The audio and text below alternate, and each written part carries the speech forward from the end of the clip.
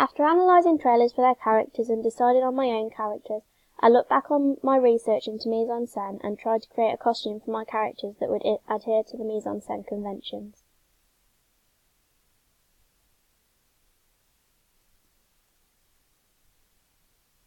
For character 1, as he is an antagonist, I decided that he should wear dark and dull clothing in scenes where he is possessed. For example, a black hoodie, jeans or joggers, and a black coat. However, in scenes such as flashbacks to when he is not possessed, the character could wear different and more brightly coloured clothing, as this shows a change in personality and a clear time difference.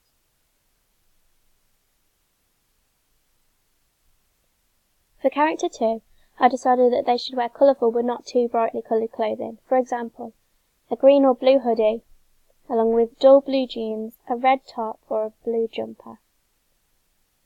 My second character will be shown to be wearing this red top and blue jeans, apart from in flashbacks, where he will be wearing a blue hoodie, like the one shown before him, to show a passage of time.